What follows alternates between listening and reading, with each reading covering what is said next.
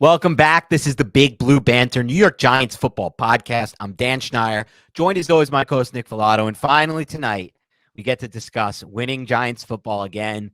On the offensive side of the ball, this is our game film, all 22 coaches film review of the Giants offense against the Washington football team. This is a review that will show you the end zone angle. This is a review that will show you the sideline angle. We'll break down every play. We'll finish this bad boy off by assigning superlatives: best player on film, highest effort player on film, unheralded player on film, best throw, best play call, best route, even pass blocking grade 1 through 10, run blocking grade 1 through 10. So if you're new to the show, that's all new to you. If you're not, I may sound like a broken record, but that's quite all right because we got ourselves a Giants win, and I'm happy I got to reintroduce the system we have for breaking these game tapes down. So, Nick, without further ado, well, actually, before we do it, let's see. Was there anything you wanted to touch on, just like an overall thought or anything from the tape?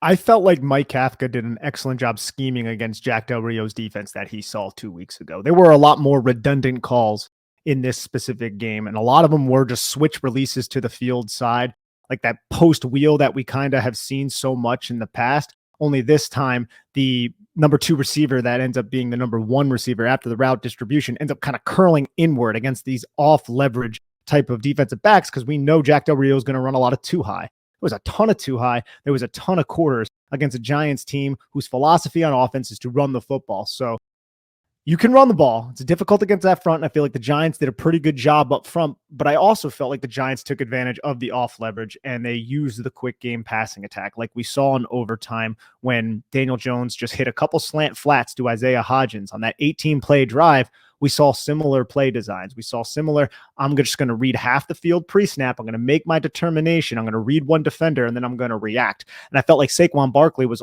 also incorporated into that passing attack pretty well because the way Del Rio's defense typically plays the halfback is it's somewhat different, but he'll use the edge to the boundary and get Saquon Barkley. You flare him out to the boundary side, and now he's matched up against like a 260-pound edge rusher. You're going to take that matchup any step of the way, right? And there were also plenty of times where the middle linebacker would be matched up. Daniel Jones would have that middle linebacker flow out with Saquon Barkley, hit the slant right behind his ear hole. So I just felt like the Giants did a really good job methodically moving the football down the field and just attacking space and taking what Jack Del Rio's defense was giving them. Yeah, there was a lot of talk in the recent weeks, maybe the last month or so, about how bad Mike Kafka was as an offensive coordinator, how he should be fired, he's holding this team back, it's all on him, even some weird conspiracy theories that I'm sure you might have stumbled upon, like he's doing this on purpose for a reason because they don't like Daniel Jones, they want to that type of Was that really a theory? What'd you say? Yeah. Is that real? Oh, you're lucky you didn't stumble upon that. You didn't have to waste your time reading that and getting aggravated about it. But this was a great bounce back game for Mike. I mean, throughout the last 4 weeks, we've pretty much shown you guys on film why that's a bullshit theory and all that is bullshit pretty much. Was there things we wanted to see more of, like the quick passing game? Sure. And did we finally see it this game? Yes, as Nick just broke down. And so I thought he did a really good job incorporating the quick game, going more pass heavy, going more shotgun heavy. That's something I've wanted to see. And man, look, I'll stand by this. Daniel Jones is a much better quarterback, in my opinion, out of the gun. There's the splash plays are still going to come under center when everything works out. And we have that 5-7 step drop, play action under center. He hits his back foot. He has time. The deep route's open. You're still going to get our best plays from that. But to be a more efficient offense that sometimes move the ball better, I think he's better out of the gun. And we even showed in this game we can run the ball a little better out of the gun. Some of our best runs came out of the shotgun. And I think that's something that's really important moving forward. So I thought he had a great response game, Kafka. Like you said, he built off a lot of what he saw on tape in the first game against Del Rio, used those tendencies, he even had some tendency breakers of his own that I will get to on a couple plays that I want to bring up, which I thought was impressive. Anytime you have a tendency breaker call, I'm like, good job. You showed them this over and over on tape. Now you did the opposite. Great job, Kafka.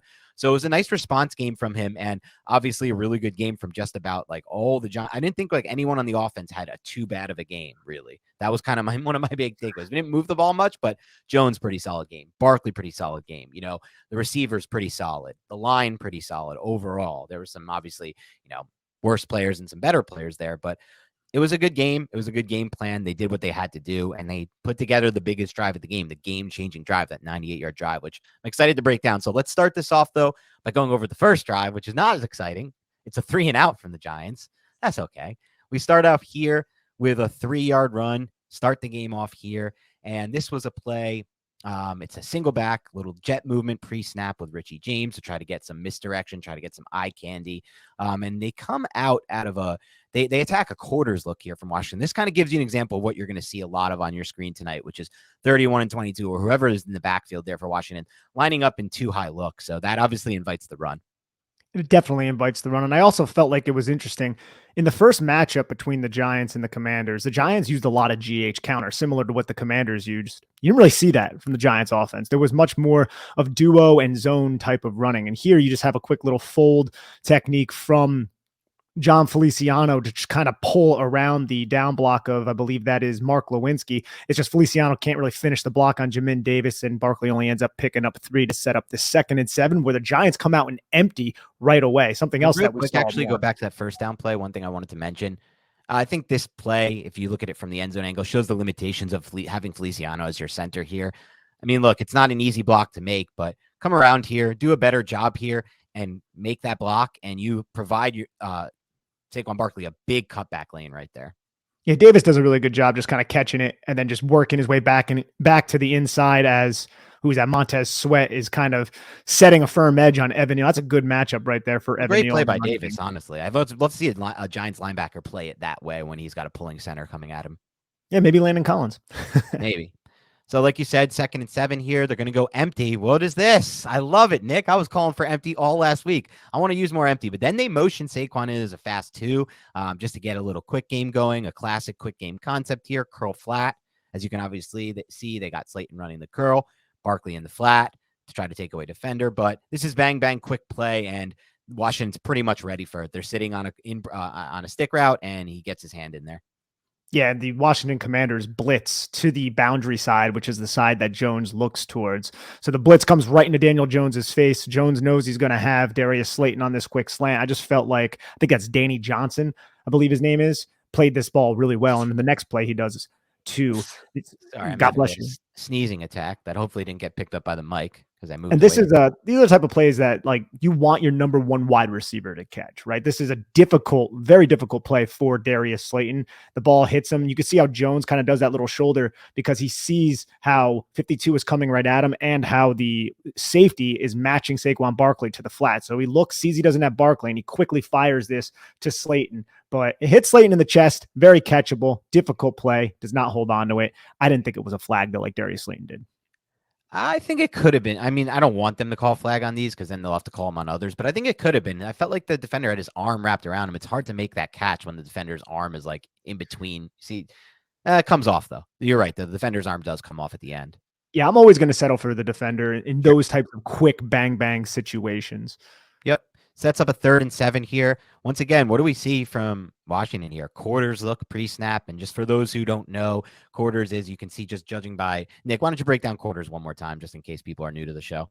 Yeah, so there's cover 4, which is more of a spot drop. That means you're just going to basically drop to your traditional zone. If you play Madden, that's what you're like thinking of, yep. Oh, I got this deep 4th. Quarters is more of a 2 high read coverage where those safeties are going to read the release of the number 3 or the number 2 if it's a 2x2, 3x1 set. But just for in a simple manner, it's essentially that cover 4, only there's pattern match built in to the coverage. So your coverage is going to be dictated by the routes of the opposing wide receivers. But when we reference quarters here, one reason we're referencing it because Washington runs it so often, right? It's a favorable box because you have deep off leverage defensive backs. Those cornerbacks on the outside are going to be deep, and you're going to have 2 high safeties. Now this is a quarters look pre-snap, but it's going to rotate to a cover 3 post-snap where the one weak side safety is going to come down over the number 3, and he's going to look to intercept anything coming over the middle of the field.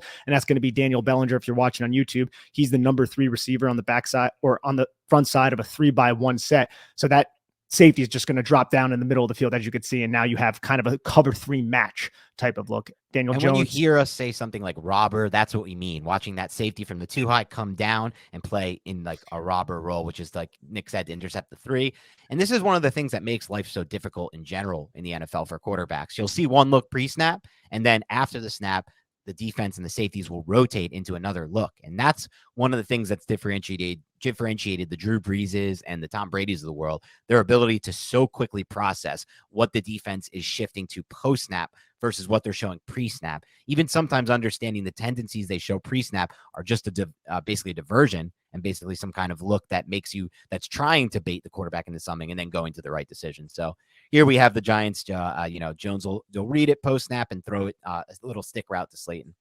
Yeah, and you can see on the bottom of the screen, you have a switch release. The Giants ran a bunch of these in the game, but the number 2 and the number 1 receiver. See how Richie James goes, and now he's going to become the number 1 receiver now that the routes have materialized. And is that what you mean by switch release, Nick? Yes, this is what I mean by switch release. And then James is just going to cut his route off and sit, but Daniel Jones is going to throw to the backside. He likes the one-on-one matchup. What I'm imagining is he confirms that the safety is dropping down, so he knows he has one-on-one with Darius Slayton against 36. Again, the ball hits Slayton in the hands, but it's really tight coverage, and the ball is not held onto by Slayton. We can watch Daniel Jones' eyes to see exactly what he diagnoses on the play once he receives the ball. You can see he looks directly at Cameron Curl.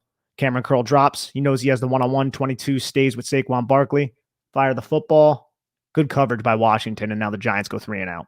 And I think that's a great point that you made there, Nick, because some people might watch this and not realize that this is actually a really good read by Jones because he's reading that safety rotating down to take away the 3 there, the Bellinger, whoever that is in this. I think it's Bellinger, right? Yeah, it is. It's Bellinger. Yeah. And so he makes the quick decision to come off of that and then stick his foot in the ground and rip that ball to the stick. But unfortunately, you can see the leverage of the cornerback from Washington pre-snap. He's really sitting on this route. Yeah, he's forcing Darius Slayton towards the sideline. He's playing inside leverage. You can see how he turns his hips, and he's like, okay, I'm going to play this top and just play right through the catch point. So his leverage is to the inside, and he's like, if you want to try to break down and go vertical, I'm going to cover that. If you cross the face, you have this underneath defender, but he's more so paying attention to Saquon Barkley. So I'm wondering if this was a quick slant type of route against off coverage, if the Giants would have been able to complete this. Yeah, that's interesting to think about, too, if they ran a different route there. Anyway, 3 and out. We move on to the second drive here, which is not so successful either, but were able to pick up a first down, the Giants here, with a 5-play, 19-yard drive that ended in a punt. It starts off, though, pretty good here. They go empty, which, again, I was calling for, and finally we're getting empty now. Two plays of empty. And what can you run out of empty? You can run a lot of quick game. That's kind of the goal out of empty, run quick pass game. And here's just a little slant flat concept. This is one of my favorites out of quick game. Slant flat, curl flat, whatever. Both of them work, in my opinion. This one, like you said earlier, I think in your breakdown of just like observations from the film, Nick, you mentioned how there were some situations where they're able to get Barkley in advantageous spots as a receiver. This is certainly one of them. And Jones delivers the ball. I like where he delivers the ball too, because it gives Barkley a chance to turn around and then get upfield for extra yards after the catch. I think if he throws it outside shoulder or like where you think this ball is supposed to go, it actually probably just leads him toward the sideline and out of bounds. You're right. And this is a quick, decisive read by Daniel Jones. Look, the Giants, like a lot of NFL teams, they throw a lot with these quick concepts to the boundary side. That means it's not as much space, but this is the 2 receiver side to the boundary. But I think pre-snap, Jones made that decision by reading Jamin Davis and Cameron Curl. Jamin Davis is a little bit inside. If you're watching on YouTube, you can see Saquon Barkley is basically at the top of the numbers, whereas Jamin Davis is about 3 yards off the number. So on a flat route, if 26 drops and does not cut underneath, then you're going to have Saquon Barkley with leverage on Jamin Davis. And that's exactly what happens. You'll see right at the snap, Daniel Jones looks, he sees 36 start to drop. 31, Cameron Curl, who's a safety on that side, he just drops to a deep coverage. So Daniel Jones at this point knows he's going to have Saquon Barkley for a quick pitch and catch. Sets up a 2nd and 1. And one thing we've learned about the Giants in the 2nd and short, 2nd and 1, 2 or 3, they like to run the ball. They'd rather just pick up the first down. Like I said last night, I'd like to see him take one shot off of this. It's 15 weeks of film of doing the same thing. Good to be a tendency breaker would be nice, but it's fine. They run due and they pick up the first down here. Yeah, they just run the football. You could see it's a unique formation. The Giants don't run too often with the stack up at the numbers, under center, single back. It's not something we see typically too much from the New York Giants, but you can see how Saquon Barkley just kind of lowers his shoulder, picks up 2 yards to set up a 1st and 10. 1st and 10 here. You're going to get a weak side stretch run out of 12 personnel here. This is against a quarters look pre-snap. Yeah, you can see the safeties are deep, and Saquon Barkley runs away to the weak side. You see how you have the double Y set on the right side of the offensive formation. Saquon Barkley's going to get it. John Feliciano is going to pull around. Deron Payne does a really good job kind of restricting this from the backside, kind of slides right off Evan Neal's block. 4-yard gain. 4-yard gain sets up a 2nd and 5 or 6, but then was the Evan Neal first false start. Not great from Evan Neal. Really struggled earlier in the game, I would say, and got a little bit better later. Sets up instead a 2nd and 11 here, where the Giants, I like the call in general here with the quarterback draw. I'm just a big fan of calling quarterback draw, quarterback power. This one didn't work as well as some of the other ones have worked. I think it was played pretty well by Washington, but they were able to still get 5 yards out of it and set up a 3rd and manageable. Geez, Daniel Bellinger totally false starts and it wasn't called. Watch. He literally turns his entire body and everyone's right. pointing at him. Luckily, Feliciano just snapped the football right after and the refs just overlooked it. And Giants benefited from some non-calls. I mean, like you said, though, there are so many non-calls and calls throughout the game that can be dubious, but this is another one that I'm sure Washington fans will not appreciate. Yeah, for sure. But it does set up a 3rd and 6 situation for the Giants. After that, again, 3rd and manageable. This is like a cover 2, looks like to me, from Washington that they play after the snap. And this was an example of a play. I put this one on Twitter, man, because this was early. I know you can see, on watching it here from the sideline angle, that the receivers kind of run into each other in their routes. But even so, you're still able to create that hole shot for James. But more importantly, the whip route at the bottom of the screen to Hodgins is available with a lot of space toward the sideline. But one thing that's not available here is time in the pocket, because Evan Neal gets beat really badly by Montez Sweat, and that forces Jones off the spot. On this type of game, it's essentially quick game to me. It's not full quick game, but is this considered quick game, Nick? Ball's supposed to be out pretty fast. I mean, it's supposed to be out. Yes, you're supposed to read, but you have like you said, both your receivers run into each other. Oh, no. I'm only meaning that to say, on a play like this, you need to have the protection, because if the protection breaks down like this and it forces Jones off the spot, there's not much he can do, because once he breaks free, as you'll see, that route's no longer open. Yeah, it's not. And the 2 wide receivers running into each other, I think, really altered Richie James getting out of his break on the 7 route, because Richie James, if he was at the numbers at this point, if you're watching on YouTube, Daniel Jones, if he wanted to, may have been able to slip this football in, because this is a Tampa 2 robber coverage. You could see how it's middle of the field close, cover 3 pre-snap. That safety rotates down, and then you have the other 2 outside cornerbacks tape deep halves. So that 7 route is there with Isaiah Hodgins underneath in the flat with the whip route. It's just Daniel Jones doesn't really have the time to get it to him. He takes a pretty bad hit, and it's completed to Isaiah Hodgins for 4 yards, Giants punt. And that's a rough play from Evan Neal, right? It pretty much stops the drive, in my opinion, because if he just has a solid block here, I think he's getting that ball out to Hodgins for the first down. I've seen Jones make that throw. So it's a rough rep for Neal after a rough rep 2 plays ago when he took the false start. So just not the best. He just commits his hips so early, man. He's already flipping his hips and giving Montez Sweat that edge, and he can't gain any access to Montez Sweat, because Sweat's just so good with his hands and such a long player. Just gives him such an easy edge to run around. Daniel Jones is lucky he was able to step up and away. That was a pretty heady play from Jones. It's just nothing was really there for him under that type of duress. And Neal had a kind of a rough and rocky game. I think it wasn't the worst game that we've seen from Evan Neal. It wasn't as bad as last week, but it definitely wasn't his best outing either. He was better in the run game than he was last week, I thought, which was a nice uptick, at least, just because last week was bad. But the pass, we'll see what happens with that. He's still got some time left this season, and I think he's playing through an injury. I think that's part of the Evan Neal experience this year, that he's just not going to be healthy at any point really this year, or fully healthy, I should say. Everybody's to some degree healthy at this point. But we start the 3rd drive. This is the beautiful drive, the 18-play, 97-yard drive, and here we go. We start up front. We're backed up in our own end zone, so why not use some 13 personnel here? And you're going to see just a little duo run here. It's a 2-yard run, gets them backed up out of the end zone. I thought, Nick, and I was curious to get your take, that if Glowinski does a little bit of a better job kind of helping and coming off and just, executing a little bit more, Saquon can kind of, first he bounces inside and then just kind of just bounce outside, because I felt like there was a pretty solid, crease created by Andrew Thomas and Ben Bredesen here, if Glowinski's guy doesn't get free. Yeah, Glowinski's guy. I mean, he is an all guy. Yeah, he's an all-pro linebacker, though. It's David Mayo. All right. Yeah. So we got to give him his credence. No, but you're right. I think Saquon Barkley saw the hole at this moment, pausing on YouTube. John Feliciano and Ben Bredesen had an excellent combo block on. I'm not sure who that might be. It might be Jonathan Allen. I'm not 100% certain. But Feliciano is kind of driving him off the ball as Bredesen is locating the second-level defender. And you could see there's a little sliver with Feliciano leaning to his left. It's a little sliver too. to Feliciano's right that I think Barkley just kind of lowers his head and is just trying to pick up yards because they're backed up on the goal line. But you're right, man. There is a little bit of a cutback lane, but I'm not going to pin that on Barkley. I just think, No, Glowinski is who yeah, I was asking. yeah, Yeah, no, I know. But even with Glowinski, this is it's a good tough combo block. block. It's a good Yeah. combo block up front on Sweat. Neal's able to get his hips around, but Mayo just did a pretty good job penetrating. Yeah. Good job by David Mayo. Sets up a 2nd and 8. And finally, the Giants make this play work. They sell the play action really well here. They're in 12 personnel. Everyone thinks they want to get back out of the end zone, but what do? They run that play action play with a tight end chipping and releasing. It's Nick Vanette. He's wide open for a 15-yard gain. 15 yards. And I love this play because you motion Darius Slayton to the play side, which is the boundary side, and he acts as the clear out. Look, pre-snap, he's aligned behind Nick Vanette. That's the formation. And he clears out that deep defender. And now you have Nick Vanette faking the block on number 96. And then 96 has to choose Daniel Jones or Nick Vanette. He chose Daniel Jones. So Daniel Jones got the ball to Vanette. It's this simple RPO type of plays that Mike Kafka had so much success with early in the season. So it's good that he brought it back in a timely manner and it wasn't sniffed out by Washington.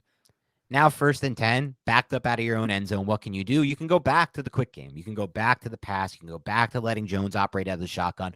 All things I've called for, all things you've called for, all things we wanted to see, all things they did a much better job of in this game.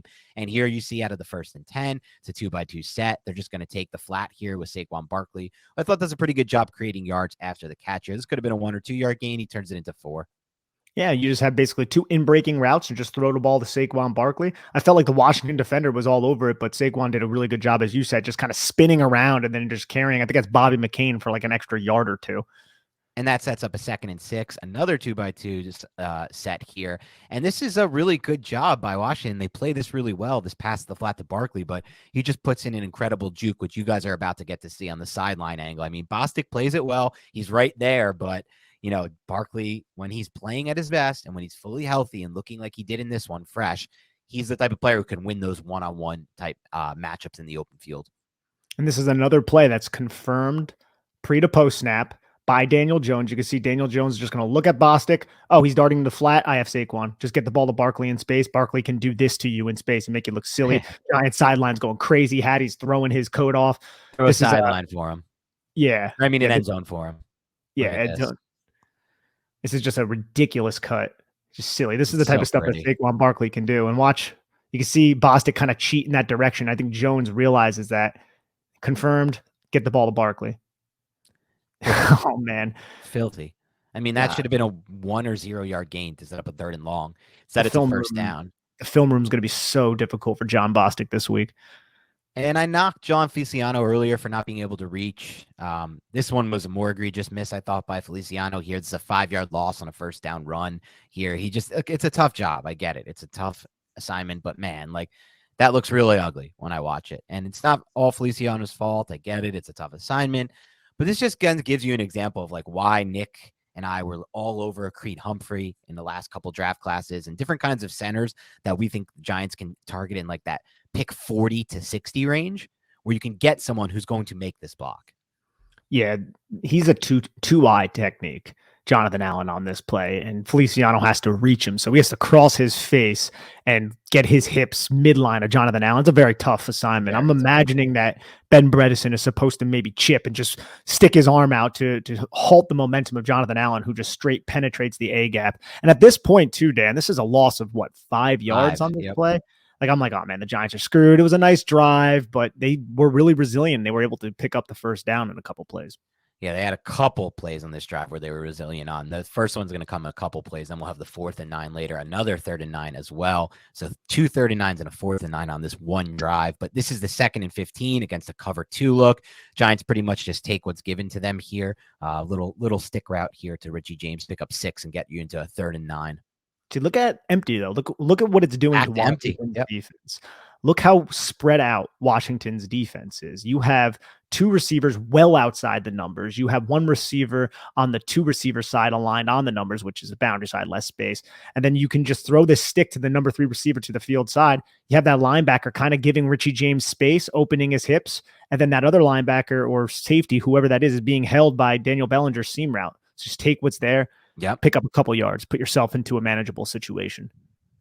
And I think, honestly, Nick, this is not meant to knock or criticize Jones, but I think he can, if he wants to, try to stick that ball to Daniel Bellinger too, if he wants to. I just watch it. It is what it is. People can disagree, agree, do whatever they want here, but I did just watch back-to-back weeks of Trevor Lawrence on tape, and he makes these throws like constantly, or he attempts them constantly, I should say. And it's a tough throw. I'm not mad he didn't make it. It's not an easy throw. It's a tight window throw. But if he wants to, I think he has the arm talent to sometimes just rip this thing. I mean, possibly. I'm fine with him taking James because I don't know how those defenders underneath, you have two defenders underneath, how they're going to react. And I'm pretty sure we got to get it over those guys for sure in between. Yeah, and this deep half safety is going to react down to the only vertical route in his area. So I'm definitely more so just fine with him taking James, which is, I think, 6 yards. This was a 2nd and 15. So you pick up 6 yards, get yourself into a 3rd and 9. Yeah, I'm not criticizing the decision at all, but there are smaller windows I've seen thrown into. So just something I think he can do. And occasionally I like to see him do it. But it sets up this 3rd and 9 here. One of the best plays of the game from Jones. I mean, people can talk about the 4th and 9, which was fantastic too, and we'll get to that. But this is a tough spot in 3rd and 9 because the pressure is bearing down on you. You know that there is no other option here to complete this pass other than stand in there and take a damn hit. And then you can remember from Jones' rookie season, he did a ton of these. He had a ton of these plays on tape where he was just standing in there saying, I don't give a crap. I know I'm going to take a massive hit here, but I'm still going to deliver the football as if nothing was going to happen, right? As if no hit was going to happen. And that was evident on his Duke film as well. I thought he did a great job of standing poised. And so he does it. He delivers the football, and he gets it into a damn tight window here for a conversion. This was a really fantastic throw. It was a great play by Jones. Just shows his toughness. We know that. And if you watch Washington's defense on this play, it's a 3-by-1 set, and the cornerback or the defensive back, that apex defender, is cheating at the line of scrimmage. He blitzes right away. Jones realizes that. He knows he can throw hot, but he has to wait for Richie James to get to the 40-yard line, the numbers, and then fade outside to make that catch. That's a really good play. We'll watch it from the end zone angle as well. But Jones had to be patient under duress, and he did a really good job delivering a strike to James. Had to be patient, had to put drive on that football, which I thought he did a great job of. Had to put good ball placement on that, because if that ball is placed a little bit more inside, it could be broken up by that defender. If it's a little more outside, it's not a catch. This is really as good as it gets from the quarterback position, I think. Yeah, it was a very, very good place to set up a 5-yard rush by Matt Breida on the next. Out of what? Out of the shotgun, right? Out of the shotgun, Giants finding some success running the ball out of the shotgun. And you could even see from this angle in the end zone, that is a lighter box than they've been seeing a lot of the time when they're under center trying to run the football. Yeah, that, and also Washington just loves to align in these too high defense. Yeah, they really don't care if you're under center or not. You're right. They play their style of defense, and you got to beat them their way.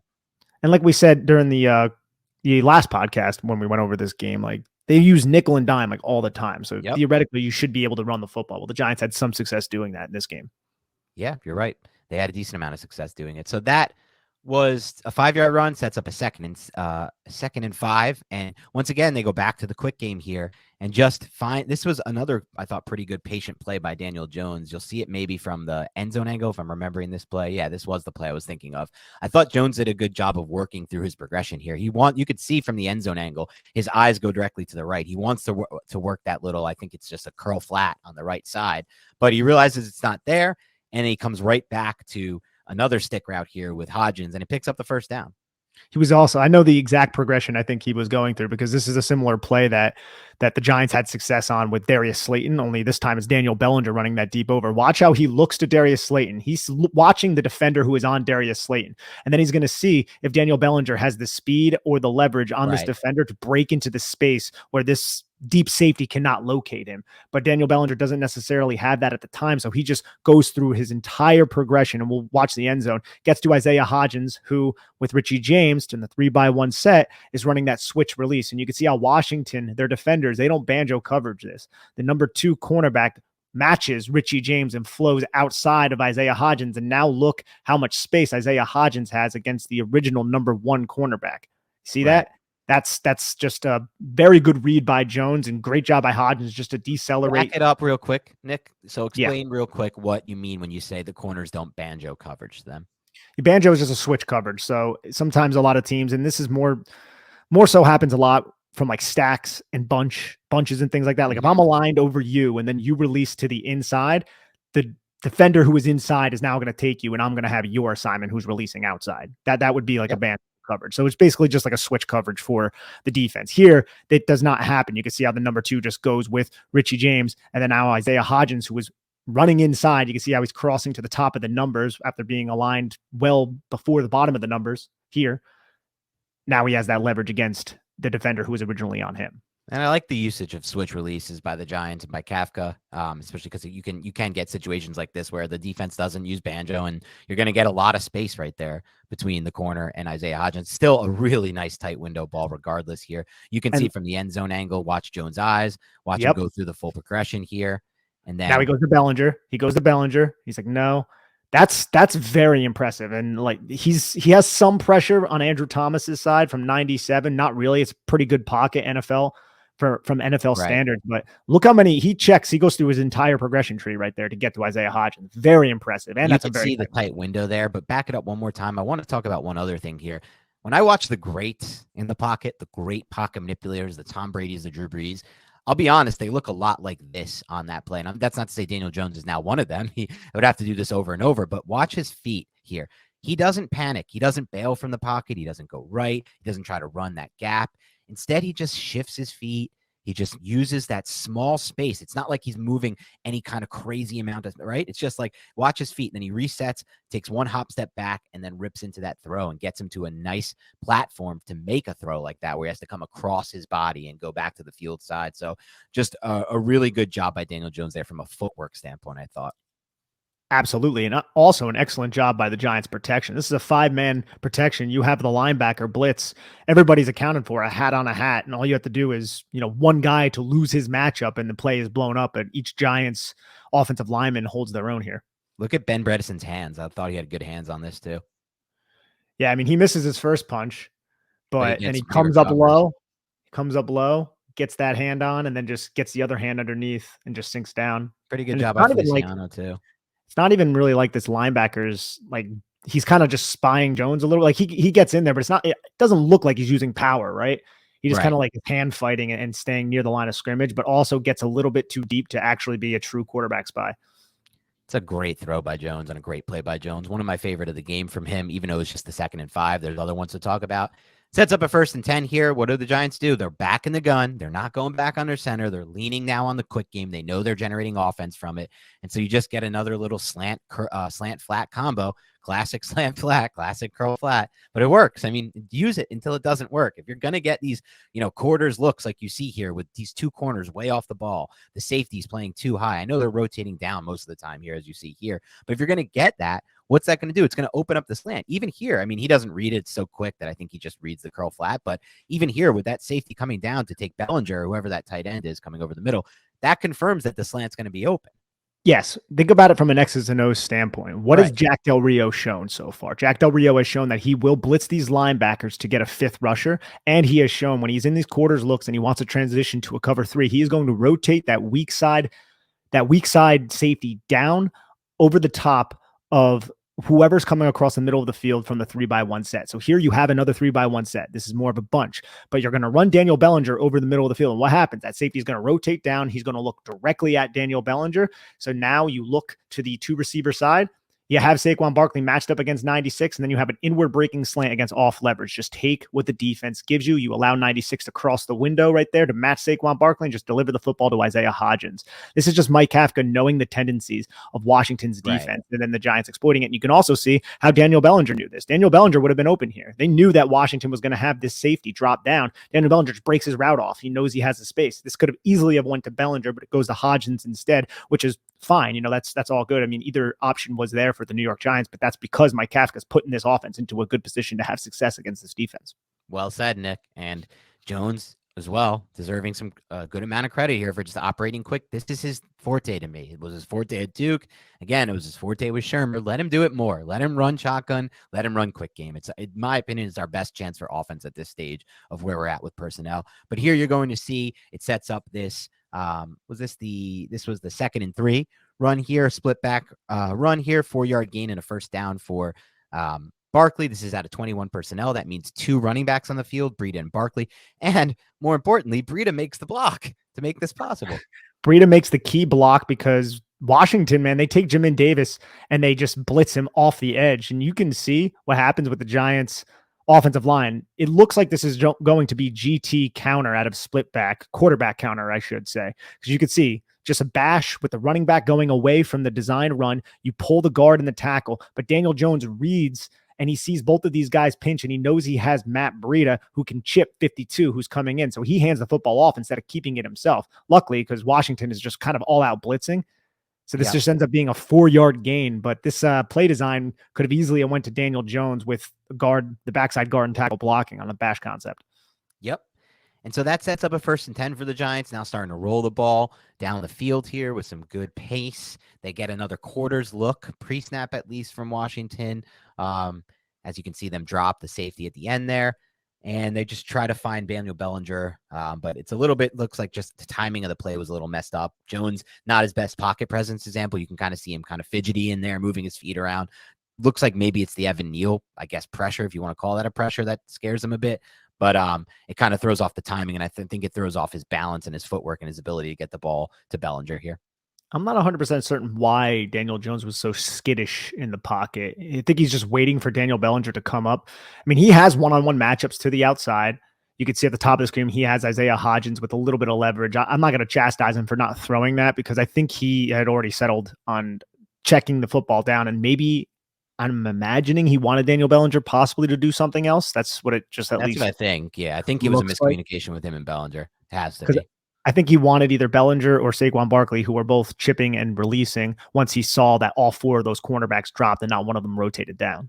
Yep, I think that's exactly right. Let's see it from the end zone angle just to get a different view on it, though, real quick. Then we'll run to that 2nd down play.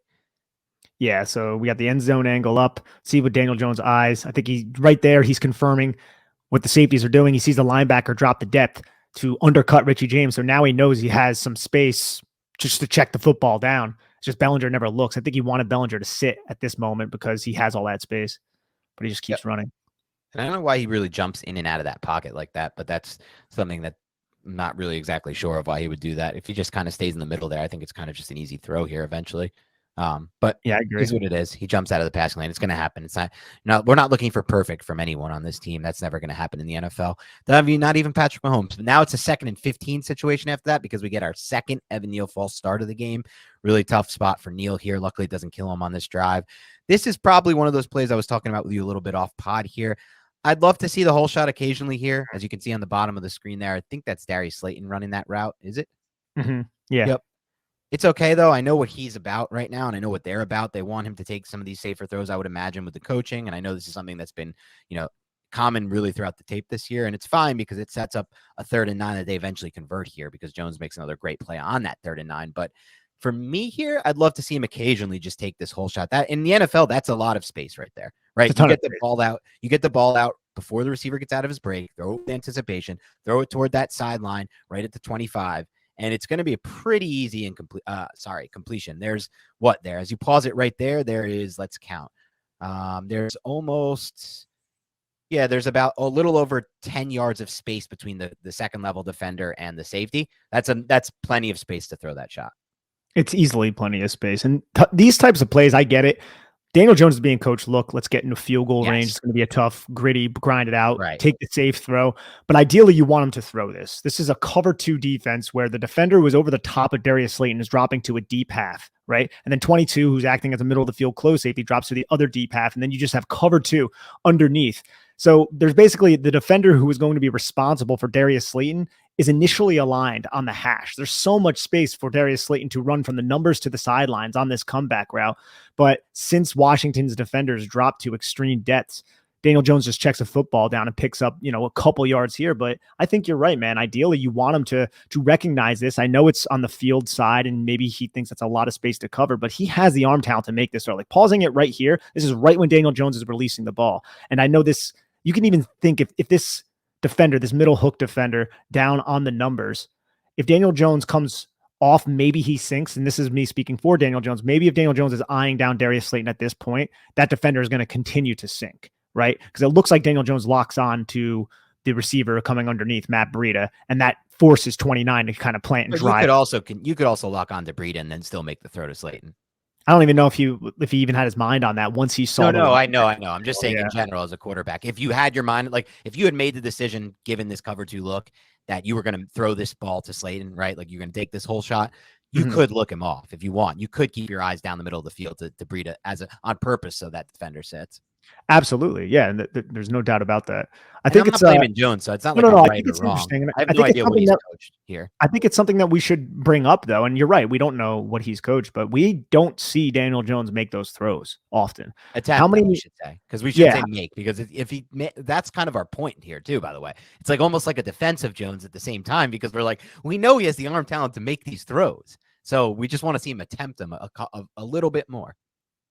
that's my point, though. Like, Yep. make maybe isn't the best word, but attempt them. Like he Yeah. has like maybe like 2 or 3 this season that I come to mind. He had one to Tanner Hudson. I think Yep. there was one to Richie James, and then one to Hudson Wandale ball was Robinson nice. against Detroit. He had one to Wandale. But other than that, like there hasn't been many, and they've been on tape. So it's something that I feel like the Right. Giants can work into their game plan because I think Daniel Jones is fully capable of making those throws. And by the way, they will continue to be on tape and there will continue to be those opportunities until the Giants start throwing them and making them because that's how the NFL works, right? Until like as you're going to see, teams are going to start to play Lawrence and the Jags pass offense a lot differently now because he's making a lot of these throws consistently. But until you start making them or even attempting them, they're going to keep giving them to you.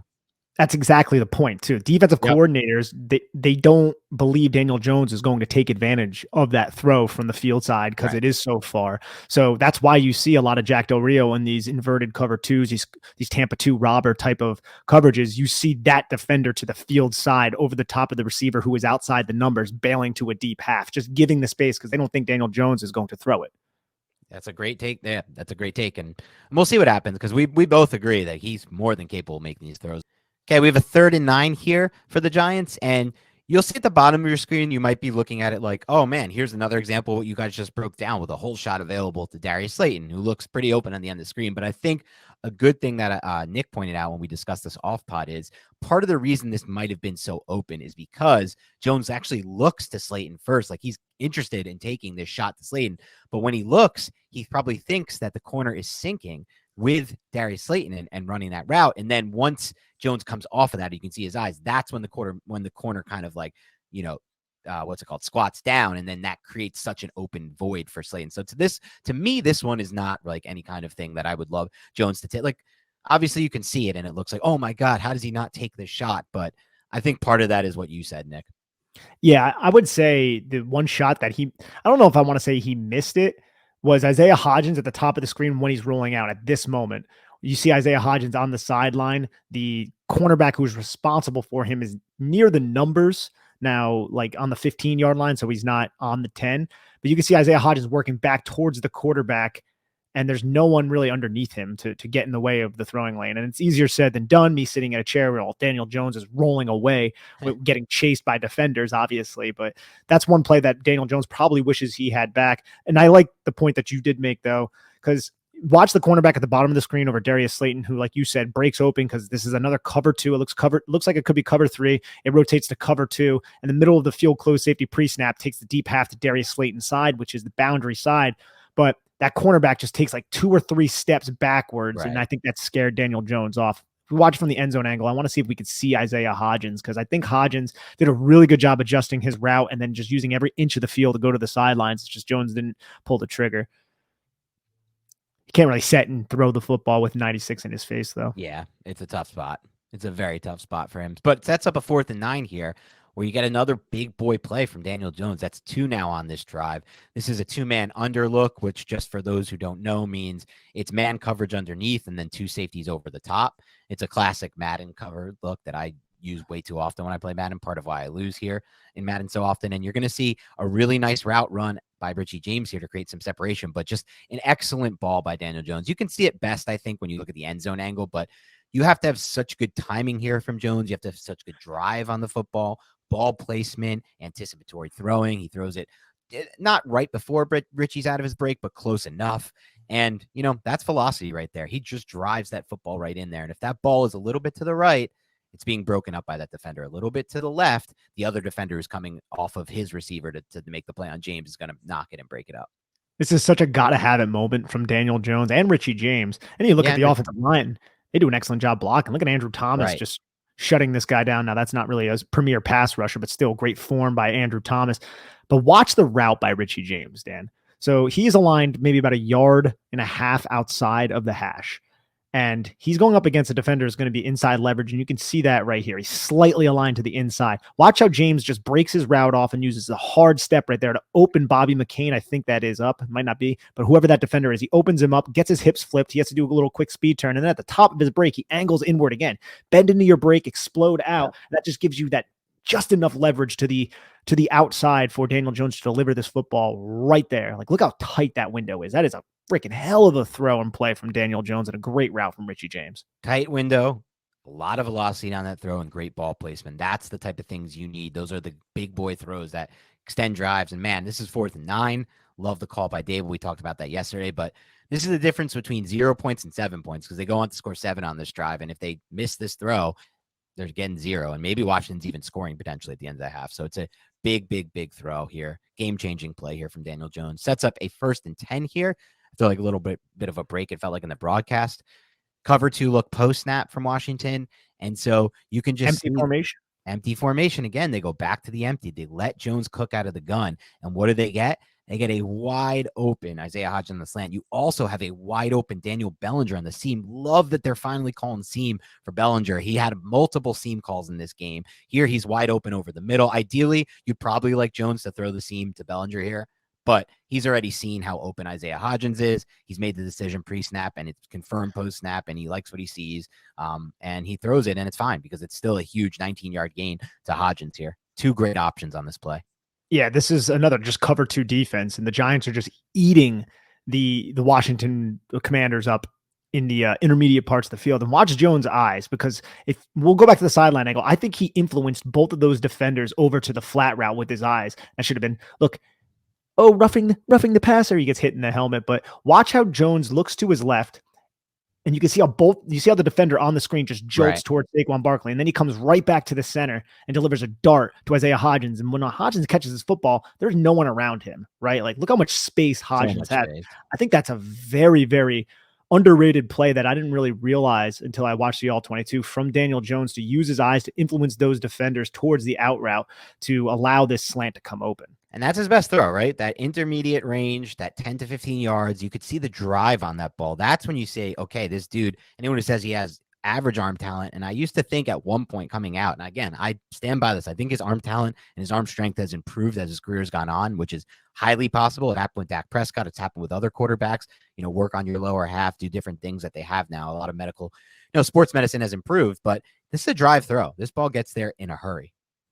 This is a very impressive play by Jones from a lot of different standpoints. They'll come back to this too against cover 2 because they had Bellinger open down the seam too. Then we're just going to get a zone read from Daniel Jones, who ends up keeping this ball, getting tackled for a 2-yard gain. I felt like Washington played it pretty well, got away with a clipping penalty by Daniel Bellinger against Cameron Curl. Yeah. That is lucky. We're lucky we didn't get called for that because that would ruin this drive for sure. And then you see the play we talked about last night. They go Wildcat, and they got Saquon Barkley running in for just basically an untouched touchdown in the red zone. Ends up actually being a strong side run. I think we called it a weak side run. Yeah, but it was a boundary run. But you could see how Nick Vannett has a free release to just climb up and locate Cameron Curl. He does a good job, Vannett, by the way. An excellent job. He does an excellent job. The blocking to the play side is great because you have that wrinkle of just shifting Jones over. Now Barkley's Wildcat, and you can see like Washington's like, oh shit, what the hell's going on? And then watch the kick out block from Ben Bredeson, because you're just going to use Andrew Thomas to block down on the 3 technique. You pull Bredeson, kick out, drive. Feliciano lead block. Didn't really need him because Barkley cut it back inside. But that's a nice explode low to high. Bredeson just keeps his feet moving and just drives 96 off the edge. And this might be a good time to transition a bit to Bredeson, who ended up playing in a rotation with Nick Gates at left guard, but ultimately played a lot more snaps than Nick Gates at left guard. I liked what I saw on tape. I think the technique is great in the run game. I thought he had some solid pass blocking reps. What are your thoughts on what you saw from Bredeson on film?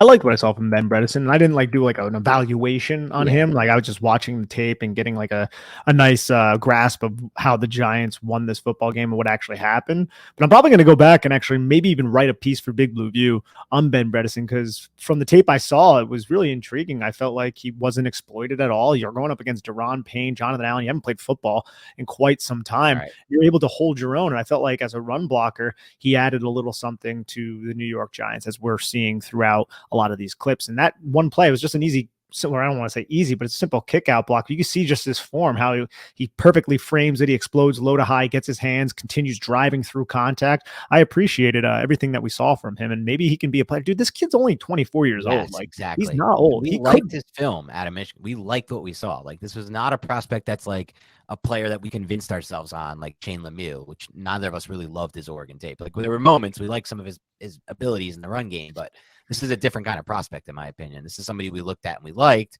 We would have been happy with the Giants taking in the mid round. He had injuries last year. He's had injuries this year, but if he can get healthy, he could be a piece that can help them. I'll tell you something I loved about Shane Lemieux's tape. Tackle he was playing next to.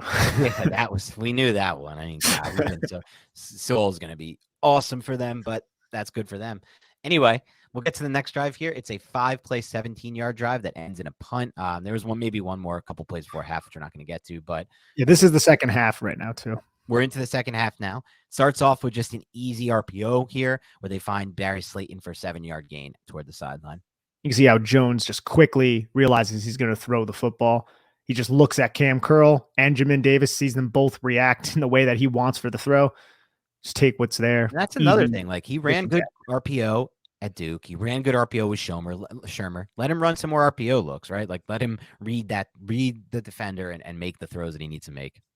Yeah, and this is something simple too. I mean, the Giants run this a lot where they have the lone receiver with the RPO, give Jones that option, right? He can read the leverage, see if he wants to take that throw, because the Giants never throw to the two receiver side, the field side on these RPOs. Like Richie James runs this bubble, but it's basically just a way to occupy two defenders. Hopefully you can get the safety to pay attention to that side of the field as well. But good blocking and just a quick, decisive throw from Jones. Yeah, I mean, look, once again, they're operating better offense out of the shotgun. So it sets up a 2nd and 3 here, still in the gun, and they're going to have a 3-yard run here with Saquon Barkley here to pick up the first down. Yeah, Glowinski loses this rep pretty bad, but we got to, let me put it on right here. That was the RPO again, but yeah, Glowinski doesn't do too well against Deron Payne. And I got to say, I know the Giants own the point of attack, but like I have such an affinity for watching Washington tape just because of this defensive line. Like Montez Sweat, Deron Payne, and Jonathan Allen are just all dogs. And I love the fact that the Giants are developing into that, man. Like right now with Dexter Lawrence, Kayvon Thibodeau, Azeez Ojulari, who's coming around as a run blocker, and obviously Leonard Williams. And this was certainly one of those plays that I referenced last night. Those 5 runs Saquon Barkley had that got the first down over expected according to Next Gen Stats. This was one of them because this is supposed to be a tackle for loss here based on based on how badly Glowinski gets beat, but he just spins into space and picks up enough for the first. He had 2 consecutive spins in the fourth quarter too. He just had a great game. Now it sets up a 1st and 10 here, another off coverage look with boundaries. Jones makes the decision pre-snap to get the ball out fast to Barkley, but Washington blitzes here. They send both their linebackers on a blitz, and that's going to leave some wide open receivers at the bottom of the screen here. Obviously the ball's supposed to be out early. He makes the decision pre-snap to go to Barkley, but you can see here, if Jones maybe reads this a little differently pre-snap and can kind of guess the play, gets the blitz, he does have a wide open Bellinger. I think he did. I think he saw the blitz, and that meant to him, and he was right. Barkley. Yeah, I think that right. He had Barkley against 96. They dropped somebody, which confused. Yep. I think he just like, Saquon Barkley against an edge. I'll take that from the numbers to the sideline, but it was just the ball wasn't placed optimally. Maybe he thought that edge was going to blitz because it looks like the edge almost shows blitz and takes that first step forward and then drops.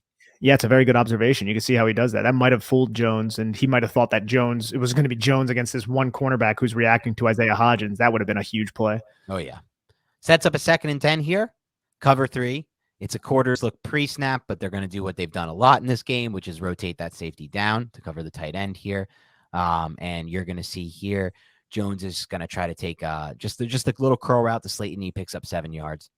Yep, just a curl seam. This is a good cover 3 beater. A lot of offenses run where you're just going to have 2 outside curls and then 2 seam in breaking type of routes, benders, whatever the hell you want to call them. Jones just likes the fact that Darius Slayton has off leverage, just quick bang, bang play, well executed. Yeah, I mean, that's the beauty of them staying in the gun here on 2nd and 10 instead of going back under center and running the ball like we've seen in the past with the high run rates that get them into like 3rd and 8s. Now they're in the 3rd and 3 after it, right? And so another empty look. We've seen now 3, 4, 5 empty looks, which I like here. This was one play that I was a little surprised about, and I was curious to get your take on. Just looking at the pre-snap leverage here, you can obviously see after the snap, like Saquon Barkley's wide open at the bottom of the screen. because they rotate that safety into that like Tampa 2 where you can see him kind of like dropping and bailing. Not the safety, the corner at the bottom of the screen. But I just felt like with the look that the Washington football team had pre-snap, maybe you go look to the field side here, but I can understand why he makes the decision pre also to go to the other side. So I can see it both ways here because this can easily be just a quick curl completion for the first down to the side he's going to as well. Yeah, so Daniel Jones wants to throw to the 2 receiver side, which is the boundary side. Now, right at the snap on the field side, Saquon Barkley, who was aligned like 7 yards, 6 yards outside the numbers or something, that safety, as you said, bails to that deep half. But I don't know if Jones, who wanted to go to the boundary side, the 2 receiver side, the cornerback or the safety, I should say, kind of flows underneath Isaiah Hodgins, anticipating a curl route, it looks like, because you are in a Tampa 2 robber. That cornerback who was aligned outside initially is going to drop to the deep half. You watch how Cameron Curl, who was aligned in a safety position, kind of sinks underneath the number 1. And now, because of that, number 1 is eliminated, but so is Darius Slayton, who's running that quick little hitch route, right? And look, he has a defender to the outside and the inside, and I felt like Cameron Curl did a really good job, not only eliminating Isaiah Hodgins, but then squaring up to Darius Slayton and deterring Daniel Jones from throwing the football at this point if you're watching on YouTube. So Jones has to kind of come off, try to evade. He has nowhere really to run, and so he just throws the ball to Richie James for an incomplete pass. This is a predetermined read. He's going to look to the half field and then make a decision. It's just Washington kind of played it in a better manner than I feel like Jones anticipated. Yeah, and it's a quick game. The ball, it's not his, like the ball has to get out. So they played it well. He made the good decision not to throw. It could have been picked. But obviously in the end, it's a punt because they get off the field here on 3rd and 3. So they'll set up their next drive, which is actually a scoring drive here. This is going to end up being a, 43-yard drive, 10 plays. It ends in a field goal here. They get backed up into like a 2nd and 19 after a hold on Feliciano, derails the drive, but some progress for sure on this drive. And what do we start with? Out of the shotgun, where Jones is most comfortable with an RPO look. Love the RPO. Hit Slayton for 6 yards off the RPO here. Easy money. Like, looks good to me. Yeah, absolutely. It's a similar type of concept. You just read 52 pinches and kind of comes down on Saquon Barkley. So Daniel Jones just throws the quick out route to Darius Slayton. Ball is not placed too well, but Darius Slayton does a good job kind of catching. You see how Darius Slayton kind of has to reach back for it and grab it. You'd rather have that up on the upfield shoulder away from the defender, but either way, just a quick, easy 6 yards. And then sets up a 2nd and 4, which I have a little bit of a funny story for this play.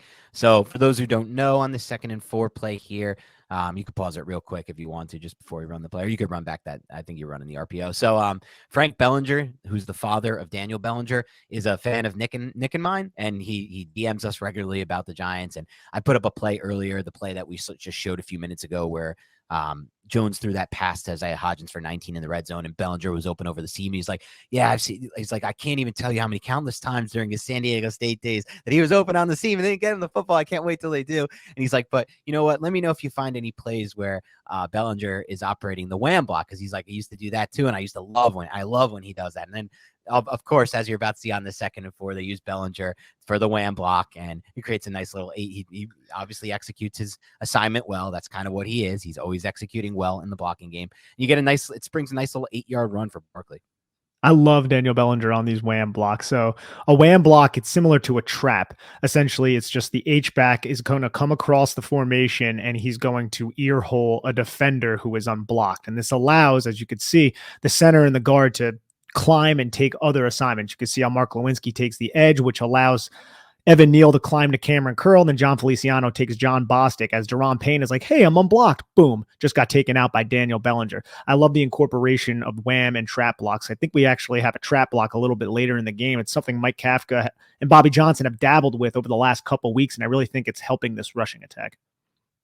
Yep, and you're 100% right about that, and I like those calls. I like the trap and the wham. You'll see other examples where it works. So nice run play here. First down off the 2nd and 4. Sets up a 1st and 10 here. Back to the quick game. Back to the shotgun. And you're going to see Daniel Jones on this one. This was the play where he didn't like what he saw, so he decided to tuck in and run. Almost a fumble. Really close. Thank God he didn't fumble. That would have been really bad for this game. This was a game they couldn't afford any fumbles in. And so he holds on to the ball and he creates, I think it was it enough for a first, or was it a 9-yard run?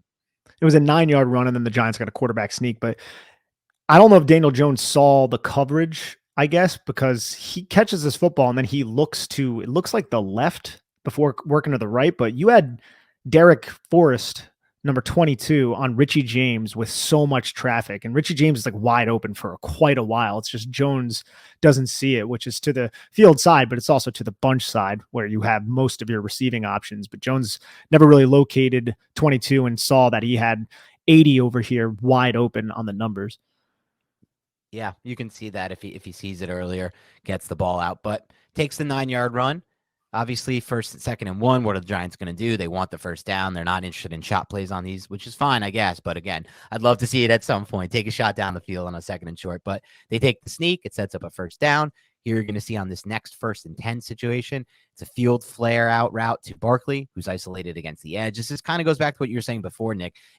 If Jones confirms pre-snap that he's going to have Barkley against an edge in coverage, he's going to take that matchup all day. And you know what? I don't hate it because I love that matchup too, right? There's going to be times where big plays are sprung off this. Barkley wins in one-on-ones against the linebackers, let alone edges. This one was a 6-yard gain, I think. Or 6 yards, which is pretty solid. Especially to the field side. Look, if you want to align 2 deep safeties and we have 2 blockers and you only have 2 guys from the hash to the sideline, why not get Saquon Barkley out in space, right? Like take what's there. And look, that edge cannot keep up with Saquon Barkley. The linebacker can't match him. So you're relying on these 2 defensive backs to defeat your Giants blockers. And this ends up going for a solid gain. Richie James, he ends up blocking his ass off here. Yeah, his guy ends up kind of making the tackle out of bounds. But like the Giants wide receivers, man, they take pride in their blocking. These guys are out there being dogs. Yeah, you're damn right about that. And so it sets up a 2nd and 4 here. Giants run split zone at a 2nd and 4. But again, where are they? They're in the shotgun. They're finding success running the football in the shotgun. And this is enough here. This is a 4-yard or 6-yard gain, actually. Gets a couple extra yards here for the first down. This is probably one of the plays, too, that you were referring to in yesterday's show about first downs. Because, look, he gets wrapped up and Saquon Barkley just keeps his legs moving. Through Jonathan Allen, Deron Payne, John Bostic. I mean, like he picks up an extra 3 or 4 yards after being completely wrapped up. Very impressive play by Barkley. Great lower half power. Now it's a 1st and 10 here. Go back under center. And what happens when you go back under center? I'm not saying this is every time, but one of our worst plays so far that we've seen in a long time was this play under center. They try to just run under center here. And it's a great play by Jonathan Allen. Obviously, he was a great player. He's going to make some great plays occasionally, but that sets up a 2nd and 19 here, as you're seeing on the screen. This is after Feliciano holds, so that puts them into the 2nd and 19 situation. It's a tough spot. This is one where you're going to see just like a little 4-yard curl to Darius Slayton. I was hoping they try to get a little bit more here to get them into more of a 3rd and manageable. More of a 3rd and manageable. This is just a similar play. If you look at the bottom, what do you have? A switch release. Both those guys are going to come inside against the off leverage. And then you just run a seam curl to the boundary side. And you just take what's there. But you're right. I mean, Daniel Jones, he's not even looking to the field side. He makes his determination that he wants to go to the boundary side, the short side. 52 has been blitzing a lot in this game. You can see Jamin Davis blitzes. So that's one less defender you really have to worry about. So you could throw in that area, but the cornerback's kind of all over Darius Slayton, who ends up falling it down as he catches it. They were ready for it. Yep. Yeah, because I think if ideally what Jones wants there and what Kafka wants there is the corner to play that a little bit more off, right? Like expecting the Giants are trying to throw in the 10-yard range, and then you can create that extra 6 yards after the catch. But corner's right on it and stops it for no yards after the catch. Sets up this 3rd and 15. Little low-key great play here for the Giants, for Daniel Jones here.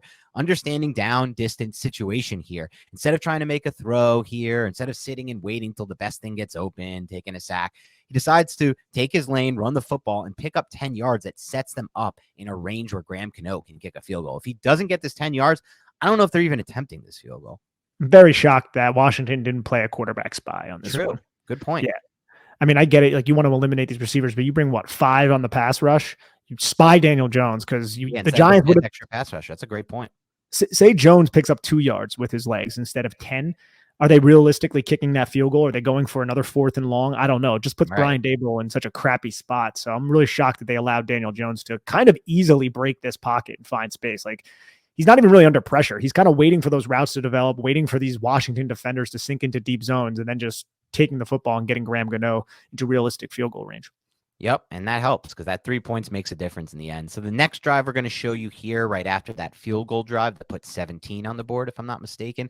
So this one is going to be, I think that was the last points of the game for the Giants offense here. Or no, they had one more field goal drive. So that put 14, or that put, got the score wrong. But this drive is a 3-and-out. Starts on the 1-yard line after that really good punt. Starts here, though, with a nice play, a little positive for the offense here. Just a duo block up front, 5-yard run for Barkley. These duo runs, Nick, that's something you mentioned to me after last night's show, just the initial recap. And I think you can probably say after this, it's probably been confirmed to you on tape. Now, there was nowhere really to go but up, but the Giants were really struggling with these duo blocks in some of their recent games, leading to like these 0 and 1-yard gains in the run. This is a pretty good job here by the Giants from an execution standpoint to drive and get 5 out of this. I agree, especially backed up like this. And this isn't like the best box to run in, right? You have I'd say so. You have 5 guys on the line of scrimmage and then 3 second level defenders in the second level, and they all just pinch really close. And I just feel like Barkley does such a good job finding the space against the block on number 91, Ridgeway. You could see how Nick Gates sees 52, Jamin Davis. He picks him up, and then John Feliciano just holds 91, and that allows Saquon Barkley to at least pick up like an extra 2 yards to give the Giants a little bit of breathing room. Yep. And now 2nd and 5. So this play doesn't work, but I love this play, and I'll tell you why, Nick. Because they bring in the jumbo tight end. It's Tyree Phillips. And that is a tendency from the Giants. When they've brought in the jumbo all throughout the season, it's been a run. It's 2nd and 5. You're backed up in your own end zone. You're bringing in the jumbo tight end, Tyree Phillips. It's so obvious to me, like, this is going to be a run. And this is a tendency breaker from Kafka because he doesn't run out of this. He runs play action out of this. Now, it doesn't go for anything. I thought there were a couple options early in the play if Jones wanted them. I thought he could have hit potentially if he wanted that route to Bellinger. I thought he could have hit them even easier, would have been Slayton over the middle of the field. He is a little more patient with it, rolls fully, maybe doesn't see it at all. I mean, and look, by the time he sees Slayton, I can kind of see his eyes, that other defender's kind of, the safety's kind of pinching down. And so it's definitely a tougher throw than it was right away if he sees it early. But either of those two to Slayton and Bellinger are definitely possible. They're not easy throws, they're possible. But either way, I like the call from Kafka, tendency breaker here. I think his highest percentage play was the one that he opted to take. It was just a really bad throw at the feet of Saquon Barkley. But he probably was just like, I'm going to throw it away at this point because this defender 52 is all over Barkley when he's deciding to throw the football. But then 52 kind of does a spin and Barkley's open. It's just Jones, I think, already decided to just throw it incomplete with somebody bearing down on him. And I've seen him miss that throw. Not that this is no knock on him, but I've seen him miss that specific throw, those like shorter ones on the roll. So it might have just been bad ball placement. We don't know, but either way, it's a miss. And we set up this 3rd and 5 here, another 2-by-2 set. But Washington decides to bring some pressure here, a 6-man pressure. And what does that do? That leaves 2 routes really open for the Giants. One's more wide open than the other. That one you're seeing on the bottom of the screen is Richie James. As you can see, that little out route from the slot. It's a 2-way go, tough spot for the corner. And he just gets out of his break real nice. He's wide open, Richie James. But Jones already made the decision to go to Bellinger here, which is fine. It's a good second decision. From this angle on the all-22, it looks like a drop, like a bad drop from Bellinger. I think all of you saw it watching from last night, the broadcast angle, that you can see the ball placement was certainly behind him here. You want this ball thrown in front of him, not to his back left arm where he has to kind of just like flip his hips around and make a catch. But as you can see, as everyone will say, if it's anywhere near your receiver, you're supposed to catch it. Yeah, I'm sure Daniel Bellinger would be the first person to say that, but this is not placed well. Like if Daniel Jones puts this on the upfield shoulder, this is a first down. If he puts it on the upfield shoulder, there's yak. If he just throws it on the jersey number, it's an easy first down.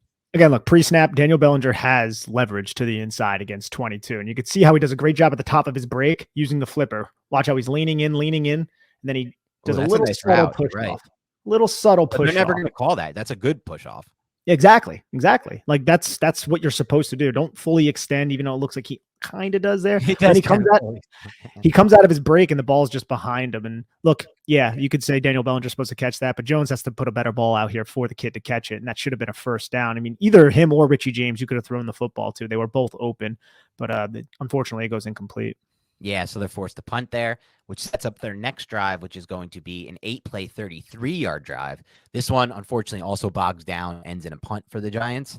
And on this drive, you start to see a little bit of them getting stuff going, but in the end, it just kind of bogs down on a 3rd and long situation. Really, the 2nd and 10 hurt them on that one. But we'll start here with just a cover 2 look from the Washington Commanders. And against the cover 2, they're going to run a little play action with a quick hit on a delayed release from Bellinger. I love this play call. It didn't work that great. Washington was ready for it, but I just love that they're starting to work in these delayed releases, throw to the delayed chip and release type of guy, because that's something Washington really killed. This isn't even a chip and release; it's just a delayed release. Well, you also got to think too, like, what has Washington been doing all game? They've been bringing that line back, or they've been blitzing him. So you want Bellinger to be right in that area where Jamin Davis is, just in case he blitzes. But look at the disrespect that Jack Del Rio just keeps showing to Daniel Jones in this passing offense. Because again, this looks cover 3 pre-snap, but it transitions to cover 2.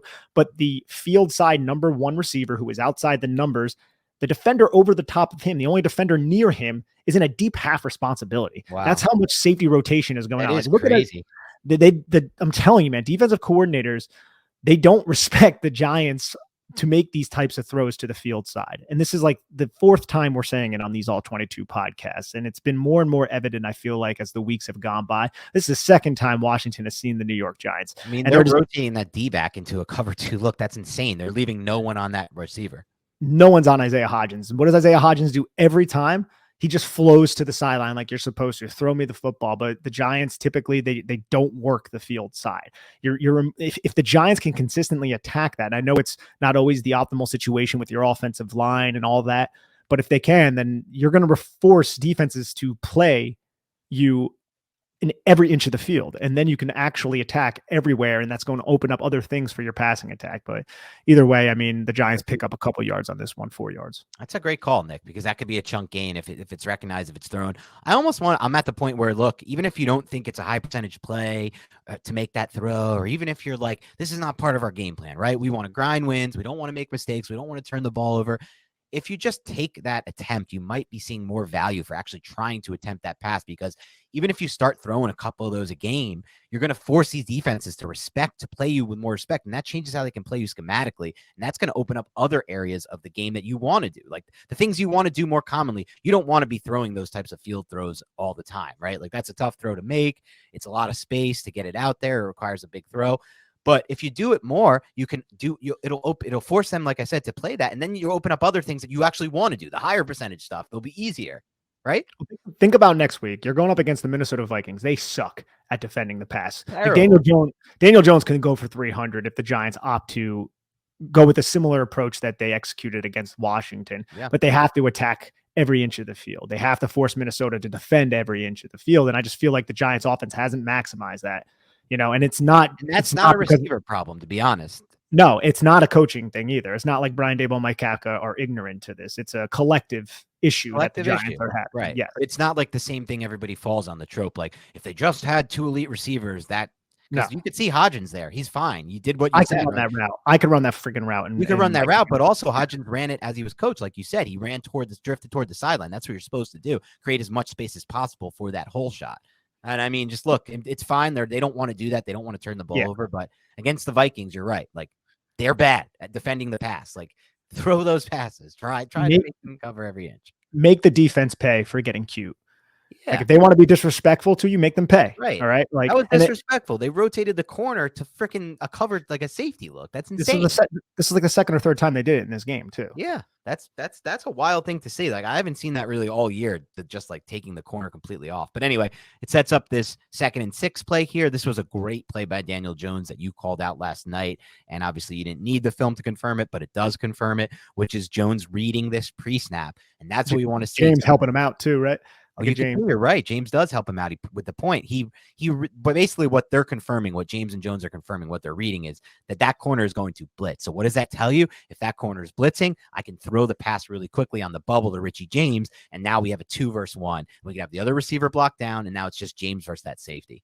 And Hodgins does a good job kind of picking up his assignment, blocking him and allowing Richie James to pick up a really nice gain here, 15 yards. Great job by Hodgins. You're right. Sets up a 1st and 10 for the New York Giants. Cover 2 look here.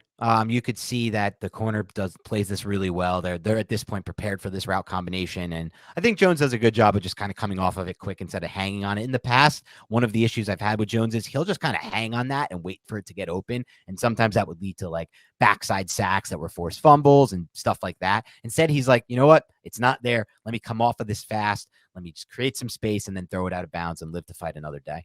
This is such a smart play by Daniel Jones to not throw this, and really good adjustment by Washington's defense. So here, Jones is throwing to the field side. He wants to hit Saquon Barkley, who was the number 3 receiver in this set, on just a quick little flat route. Like he's just going to run underneath both of the New York Giants stalk blocking wide receivers to that 3 receiver side. And 29 just reads it and just comes right down. And Jones does an excellent job just not throwing the football. And if you want to look at the slant flat at the top of the screen, which Jones doesn't look at, you can see how it's not the same type of coverage assignment that Washington has executed. You see how Jamin Davis just sits underneath the slant, and they kind of just they just pass the routes off to each other. And you can see they're just really waiting for this slant flat. So Washington started catching on to what the Giants were doing. And Daniel Jones does a good job not throwing that football, because that could have been dangerous.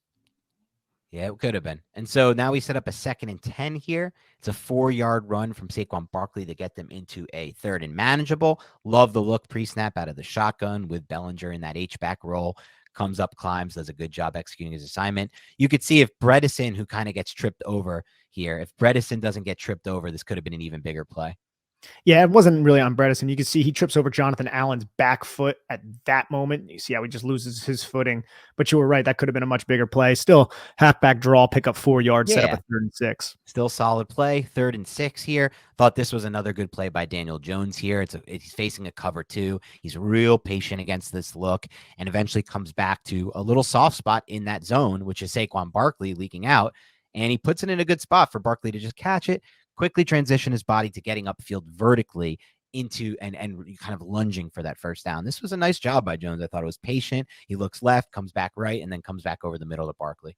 I'm a little shocked that Del Rio kept playing the cover 2 in these 3rd and 6. Yeah. Like they just keep dropping to these deep zones that are like a yard, 2 yards behind the sticks. It's like, Daniel Jones, just take what the defense is giving you. And Daniel does. He's just like, all right, if you're going to drop that deep, I'm just going to get the football to Saquon Barkley. It's an easy first down conversion. I just don't really know why they kept doing this. Yeah, I don't either. But, Del Rio has been, I'm not a huge fan of Del Rio. I think he's probably one of the bottom tier coordinators left in the NFL, just a pure, what do they call it? What was the Hal Hunter hire? The pure nepotism hire. Yeah. Because and then they've had a nice stretch run recently, the Washington football team with defense, but I think that's more personnel based, to be honest. So here we have a 1st and 10, 2x2. Again, quick game, back in the gun. Love that. Slant flat.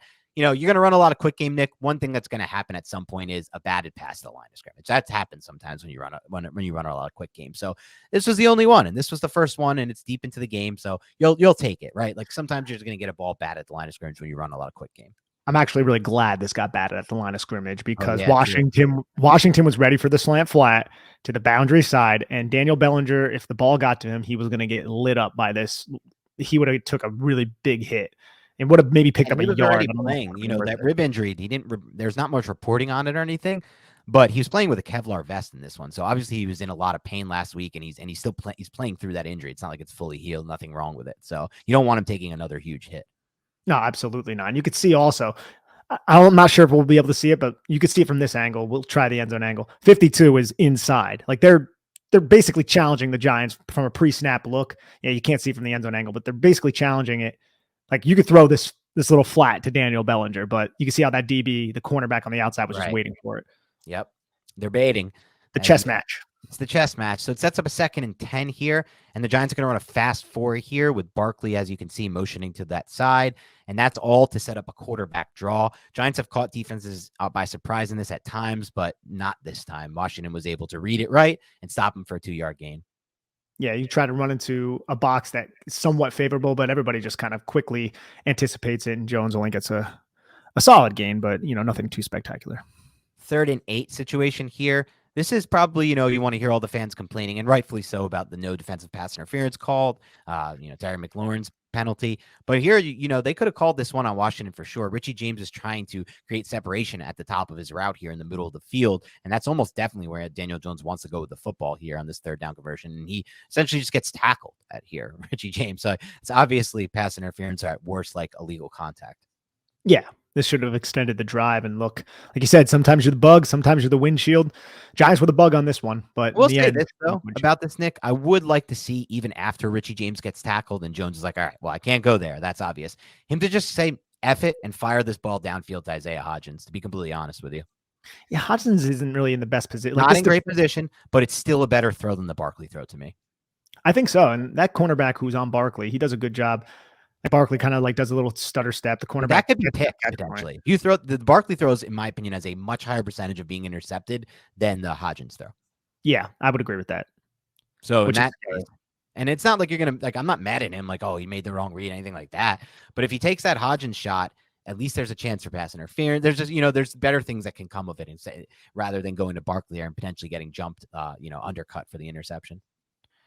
Yeah, that was close. That was close. Could have been scary there, Dan. Yeah, that would have changed the whole game. Thankfully, that didn't happen. So we're going to wrap up here with the Giants' last drive on offense, which was a really good one, actually. A 9-play, 54-yard drive to put that game-sealing type field goal on the board here. And what did they do? They did a lot of what you've seen against the Titans, what you've seen against the Bears in some of their wins earlier this season.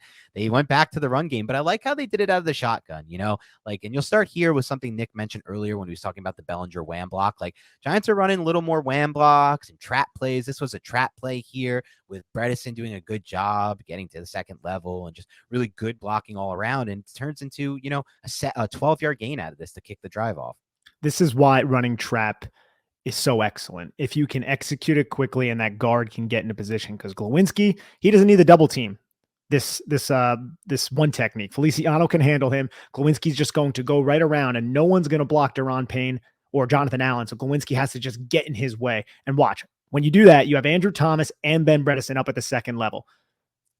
Doesn't even have to make that clean of a block, Dan. And Saquon Barkley squeezes through, and now you're putting a safety against Saquon Barkley in space. That's why trap runs work. Whenever they can be executed correctly. They're not the most easy assignment for offensive linemen, but gotta love it when it's blocked up well.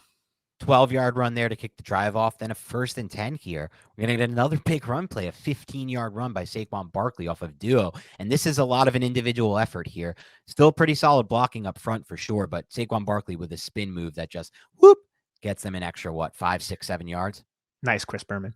Yeah, you're right. That was an insane spin move, but also great block by Feliciano and Ben Bredesen. Double teaming Jonathan Allen, who was aligned directly in the A gap. Watch, you combo. This is duo blocks. So you have both the double teams up front. In duo systems, you need those tight ends to be able to hold up against some edge rushers. Watch Daniel Bellinger. He's an absolute dog. He's doing his job against his assignment. And then Saquon Barkley does such a good job just splitting that double team that climbed up to the linebacker. Gets skinny through the hole, and then spin off Cameron Curl, make him look like an idiot. That's just excellent execution from the Giants. Yeah, I love how you broke that down with Barkley getting 1 skinny through the hole, 2 spinning for extra yardage. Then it sets up another 1st down. They're going to get another run off of duo here with Saquon Barkley out of the shotgun. Another huge spin move. This time it creates an extra 8 or 9 yards after the spin. Yeah, dude, these safeties got to realize you got to wrap up Barkley. This is Derek Forrest, a really good young player, but that's a bad tackle attempt right there. Look at how he goes low. That's no good. And I'd be remiss if we don't bring up Evan Neal, because this is a combo block, and now it's excellently executed by Glowinski and Neal, 3 technique. And watch how you can see Glowinski has to come up and take Jamin Davis. Now Neal has to make this block. This is a difficult block, but he gets his hips across, just keeps his feet moving, and Daron Payne can't even get to the point where he needs to tackle. Really good block by Neal. That's what you want to see from Neal. That's him, like that kind of drive, staying on that block and driving his feet. That's how he's using all 340 pounds of him. And also, man, like, I know we talk a lot about Daniel Bellinger's blocking, but plays like this, they're not going to jump out at you in terms of stats, but he has to hold up at the point of attack against Montez Sweat. And he does that just long enough, right? How many times in the past have we seen the starting tight end just break right off the ass of Evan Neal and Daniel Bellinger and the edge makes the tackle? Now, I'll say this. Another reason why that happened is because Montez Sweat has to respect Daniel Jones off the zone read. Even though this wasn't a zone read, he still has to respect that. And I think that made it forced hesitation for Montez Sweat. But Daniel Bellinger just does his job, man, as a blocker. And I love the fact that the Giants got this guy on day 3. Yeah, huge find for them. We love Bellinger. So now it sets up a 1st and 10 here after 3 straight run plays. We're going to get a 4th straight run play. That's the Mike Kafka way. And I don't care. If it ain't broke, don't fix it. We're churning clock at this point. This one only goes for 3 yards here, though, by Saquon Barkley. Yeah, John Feliciano tries to dominate who is at Ridgeway at the point of attack. Ridgeway makes a really good play, just kind of catching Saquon Barkley for what I think ended up being a 3-yard rush, which was actually kind of impressive because I thought it was like a negative game. Sets up a 2nd and 7 here. Go back to the zone read. That's what Giants do here. And on this zone read play, Jones decides to be the keeper on it. hold the ball, take it, and he's able to win the edge here. And then after winning the edge, I love what he does at the end of this run to finish this run. So first he wins the edge. If he wants to, he can get to the sideline, but he knows the clock, he knows the situation. And even though we don't really want our quarterback taking hits like this, to be honest, like just a pure shot to his left shoulder, it does keep him in bounds and it does keep the clock moving. And look how many Commanders are on the line of scrimmage. You got the 5 on the line of scrimmage, and then at the snap, you have all these guys pinching up to stop the run. Nobody really pays attention to Saquon except the last contained defender. So this is just a big gain for the Giants. Sets up a 1st and 10. We're going to get another zone read. This time he gives the ball to Saquon Barkley. There's a lot of Commanders at the line of scrimmage for this one. Look at that box. This is just, it's fine. Like, I get it. We're at the stage of the game where we really are most concerned with chewing clock up, which is fine. We feel like we're ready in field goal range. We just need a few yards, keep the clock moving, get the field goal while burning as much time as possible. I'm actually okay with that. But obviously, like just looking at this pre-snap, this is almost 0% chance of working. Yeah, absolutely. This time, like, again, this team played so many quarters and too high against the Giants, and now they're like loading the box. Right. And it's just like, wow, now the Commanders are really selling out to stop the run. Yep. And so here you see the 2nd down play here, split zone here from the zone read. This is a 3-yard gain for Barkley. Turns out a few more yards out of it. Yep. They set up a 3rd and 6. And here they're going to go to an RPO look here on this final 3rd down, their final offensive play of the game. Sort of trying to go for the 1st down, but mostly I think just trying to get a high percentage pass play so they can kind of like keep the clock going. It's actually a really good catch by Darius Slayton. This could have easily been a drop to stop the clock. He has to catch it behind him with one left hand stretched out, brings it back into his body, catches it, then fumbles it, but recovers his own fumble. Bro, I mean, I like the fact you're trying to catch Washington, who was really aggressive the last 2 plays off guard, and you want to try to get but probably just run it here, right? Yeah. I mean, that's one way to look at it, but it's just look at this. If Darius Slayton just mistimed his jump, which is something that Darius Slayton is prone to do, this could have been a pick 6. It was closer than I thought. And once I watched the all 22, I was like, oh, now if we check it out from this angle, like Jones, like I get it, you're rolling out, that guy contains you, like that could have easily been a pick 6. Yeah. If Slayton doesn't get his hand out there, that is probably a pick 6. Very, very scary. Or maybe a pick and a tackle by Slayton, hopefully. Possibly, depending on Slayton, like what he does with his body when he tries to adjust to the football. When he realizes what happened, So, wow, that's a lot of risk there for no real reason, but because they don't even go for the first really like that. You're right. You could maybe catch him off guard, but probably not. But luckily, it was no interception. They got stopped. They kept the clock moving. They recovered the fumble, and they kicked the field goal. And that was it for the Giants offense. They won the game. So now let's wrap this thing up, Nick, with some superlatives. I want to start here with your unheralded player on the offense from the film. There's a lot of players we can go with in terms of the unheralded players, but I think I have to go with Richie James, who consistently just comes up with these big plays. And it's been in garbage time the last couple weeks because the Giants haven't really necessarily been all that competitive. And I know he's had the fumbles in the past, but I feel like, the 4th and 9 catch, the 3rd and 9 catch, there were some big, huge moments in this game for Richie James. And he almost missed the game because he wasn't at practice because he was in the protocol. So I'm going to have to go with James.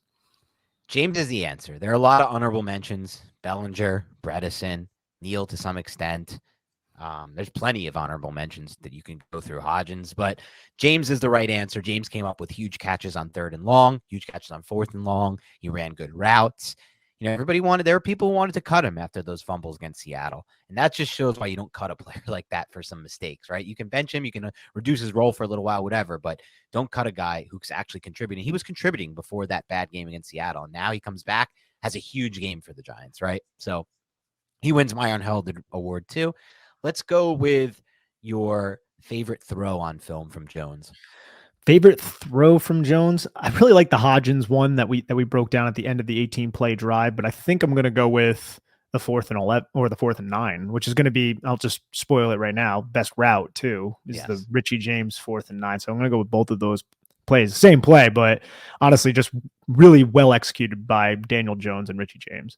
I'll go James for the best route, but I'll pick a different play for my favorite throw. It's the 3rd and 9. I just think that was like classic old school. Like when I was evaluating his Duke tape and I was like, what are some of the traits I love about Daniel Jones that stand out above the rest? One of them was that I saw so many countless times at Duke where he would just sit in that pocket knowing he's going to get freaking clobbered by the pass rush and not let him affect the throw at all. Like, see a lot of quarterbacks shy away. They'll kind of like fall backwards off their back foot. He stood tall to rip that thing in there with drive, with ball placement, didn't let it go off his back foot to kind of throw off the velocity. And that's a really tough throw. So that was my favorite throw by far from Jones. And then best route, I said the James play. How about best player on film overall? This is an interesting one. I don't think it is. I think it's easy. And I think it's Saquon. I think Saquon Barkley deserves the number one. Not that Andrew Thomas had a bad game, but I don't think it was Andrew Thomas's best game just because he lost around the edge a couple times, but it still didn't really affect the play because Andrew Thomas is an absolute stud, a total beast. Yeah. But Saquon, man, he had some vintage like week 1, 2018, Penn State type of runs, man. He looked really good. So I'm going to definitely go with Saquon. It's a close one for me, not with Andrew Thomas. So it's a close one for me between Daniel Jones and Saquon Barkley. Because even on like the plays that we went over where like there, there's whole shots and you're even seeing like the disrespect Washington's playing by rotating off the corner. I don't know if he's just being coached not to take those. It's really something I can't answer. Yeah. So it's hard to like knock him for those. And he made some really good plays, but close, very close for me because I think they both like Daniel Jones is 3rd and 9. Daniel Jones is 4th and 9. The run on 3rd and 15 to get 10 yards in field goal range. Those are all like big game-changing plays from Jones. Barkley also had his own set of them. The 5 runs he had over expectation for first downs, the spin moves, the catch in the flat where he has John Bostic right on him and he creates a first down out of it. So I'm going to give this one to Barkley by a what's hair. Okay. I think I can't say that out loud though. We've cursed at times on this We've cursed at times on this pod, and we apologize for that. We don't want to curse on this pod. No, we don't want that one is a curse that I can never say out loud. No, if your mother heard Nancy that, Schneier would be very disappointed. She's like very offended by that word. So, and I've like been taught to never say it. So I won't. How about this one? How about the best play call from Mike Kafka? Your favorite, at least. Wow, there are a lot. I just love I just want to go with the overall adjustment that he had to attack, which we went over this entire game. But if we had to single out one specific play call, I mean, I think from a philosophical standpoint, I'd rather just go with the quick game approach. But let's say the runs at the end of the game, I like the fact that he stuck with the duo runs because it was working after using a trap run. I like that he had the trap and the wham incorporated. And if we wanted to say the best play, let's just go with the touchdown because it was unique and it kind of goes back to what they did against Carolina, did against Tennessee. I think they did it against Tennessee. They did it against Green Bay. They did it a lot earlier in the season. A lot early in the year. I'm going to go with the 19-yard catch in the red zone, Isaiah Hodgins. I love that cover 2 beater there with the seam to Bellinger wide open if he wants it, or the pass to Isaiah Hodgins where that's more on Jones, obviously, that you broke down for like looking to the left so much to bring that defender over to open up that range for Hodgins. But either way, the design has Bellinger wide open up the seam, and I love that. And I want to see more of that against cover 2 looks. All right, let's wrap this thing up with your pass blocking grade 1 through 10. This is an interesting one for a game like this. Yeah, pass blocking was good, right? Yeah. Daniel Jones wasn't really under duress. I'm going to go with a good 7.6. I think it was. Yeah, he was under duress sometimes, like the 3rd and 9 we talked about, and there were times where they brought like 6, and then he's going to be under duress. But some of those 4-man rushes were picked up really freaking well by the Giants. Well, the thing that impressed me was they blitzed Washington. Like they brought 5, and the Giants were on top of it. And when they did twist, Giants were on top of it. Like except for the one where they slid pre-snap and it was kind of like a bad job with Bredesen and Thomas. That was the only one. But there were several that we saw throughout the film where I was like, oh crap, Evan Neal, Mark Lewinsky. Yeah, they did a much better job on the right side. I agree. I'm going to go 7-7. I'm right there with you on the pass blocking grade. One of the best we've had all season from the past. If they can keep that up, man, they'll be a much better team moving forward. Because this is going to be probably one of the better defensive fronts they face moving forward. I mean, not if they have to play San Fran in the first round of the playoffs, but it's better than what Minnesota has left with the injuries, I think. And we'll see next week, though, to be sure about that. Run defense grade 1 to 10. Run blocking, yes. I'm sorry, run blocking, not run defense. I think the run blocking was good, man. It was much better than it's been, and which is much better. Very encouraging. I'm going to go with a 7-2, maybe slightly below the pass blocking, but I still think it was well executed. And I also feel like Daniel Jones, just from an individual effort standpoint, was off the charts. I agree with that last statement. I'm going to go a little lower, 6-4. I still think there's going to get into the 7s for me. There's a little bit of room to grow, but I mean, we were at the 2s and the 3s for a while, these last few podcasts. The 1s, the 2s, the 3s. Now we're at the 6 and the 7 because the duo blocks are being operated much better. They're, like you said, throwing in some trap and wham blocks that are working well. The zone read was looking better blocked than I've seen in recent games. Not one counter run. Not one counter. You're right. But again, they don't. This isn't really a tight front team. Like they did maybe I think a True. couple plays. This is much more of a even front 4 down Yeah. type of team. And we'll see tomorrow because I said run defense. That's not going to be as pretty tomorrow when we get to that. This is not going to be as fun to watch. But there were sick plays by the pass rush, so we got that going for us. Anyway, that's all we have for today on the Big Blue Banter podcast. Thank you for keeping it locked and loaded here. There's a lot more to come this week. We're going to do a defensive film breakdown tomorrow. And then we're going to do a preview podcast with the Vikings with Sean, we're going to have him on. Sean Syed. He's an awesome film dude. I mean, this dude breaks down Vikings film like we do it here. So I think you guys are going to love that. Maybe we'll do something else too, like a mailbag or something. We'll look for stuff later in the week as well. But keep it locked and loaded. Thank you so much. Make sure if you're watching this on YouTube, you hit subscribe and you hit the bell button so you get the new video alerts. Hit like on any video you watch. Make sure you do that. That's very important, those two things. If you haven't already, but you are a listener, please leave us a rating and review on iTunes. Thank you so much. Have a great rest of your week, and we'll talk to you soon.